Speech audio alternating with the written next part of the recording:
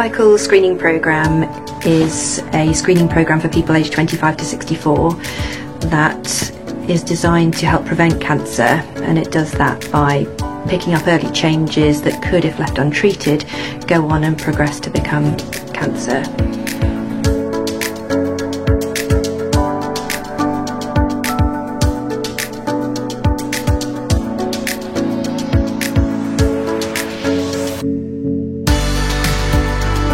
I approached Healthwatch last year to think about trying to involve them and the Art College in a campaign to help promote cervical screening locally. We talked about what groups might be the target audience and what the issues were, and that is that not enough women were coming forward to have their screening tests, in particular LGBTQ groups, BAME communities and women aged 25 to 35. We set about creating a live brief for the students at the Hereford College of Arts.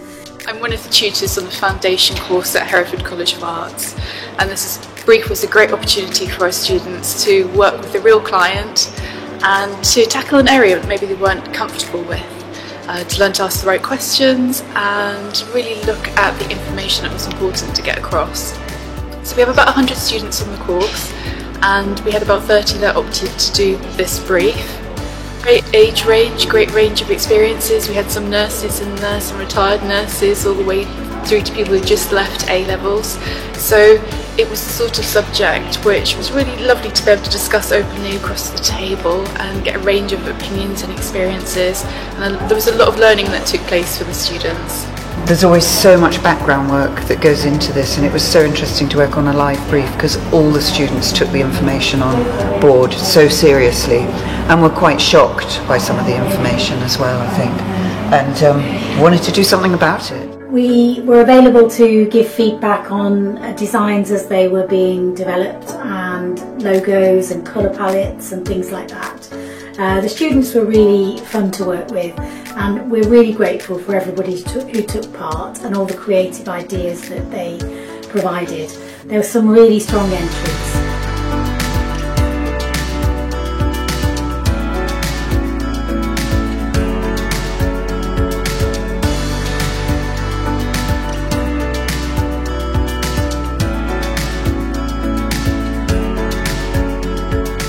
For us, there were two that stood out most, and that was Charlotte and Debbie. So I decided to choose this campaign as I found it was a topic that was quite close to home, and I also saw a benefit of educating myself for the future, as it's something I will have to experience as well. So the cervical screening one, it really caught my attention because it was something I could personally relate to.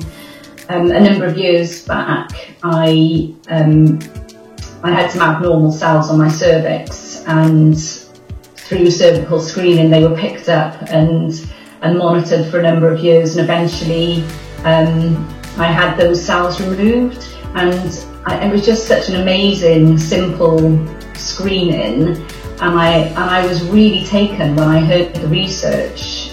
I was really shocked to hear that people weren't having screens. I think I had this automatic assumption that, you know, people just would, why wouldn't you? So I found it really particularly interesting why there were certain groups of women who were less likely to take up cervical screening, and straight away I just wanted to know more about that. I also took a personal approach as well, so I researched into the personal experiences that women had through either YouTube videos or blogs, and recently I've noticed a lot of influencers on social media have also been encouraging and empowering younger women to come forward and how important it is to have screenings done. There were a number of different resources and sources that I looked at. There was Joe's Cervical Cancer Trust, which had a lot of really interesting information on there. I looked at different BBC articles, I looked at NHS websites, and then I looked at more specifically at things like LGBT sites. The bit that stood out to me was that some women were not only embarrassed by their vulvas, they didn't know whether they looked normal, whether they smelt normal. Actually, some people would miss a cervical screening if they hadn't shaved or waxed through embarrassment. And what really stood out to me was that it would be important, if that's what people are embarrassed about, why not show them? This is how different and diverse vulvas can look.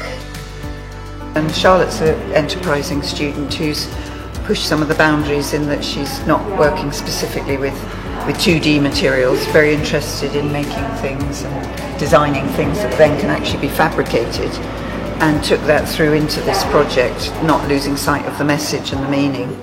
They both had elements of embroidery in their designs, and they really thought about the target groups that we were aiming for, with for example, rainbow designs, also the strap lines and the wording, and we thought to come up with something with elements of both designs.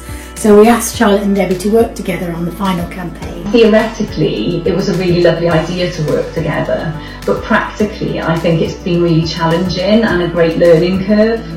We were relying on computers and a screen. They did brilliantly despite the challenges of working over Zoom and not being able to go into college. So they did a brilliant job and came up with a stunning campaign, which the GP and Healthwatch helped them to finesse down to the final poster campaign.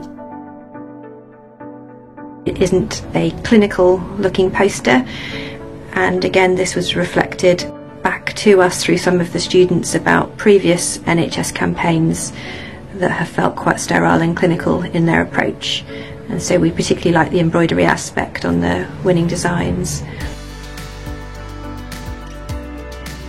All the young people that entered the competition had done some fantastic work, and we were so impressed with the quality of the artwork that was produced and the level of understanding and research that they had done into the cervical screening campaign, which we really hope will further their own knowledge, and they will pass on to others to try and promote this important campaign, especially at the moment when we need to do all we can to try and promote the uptake of cervical screening locally.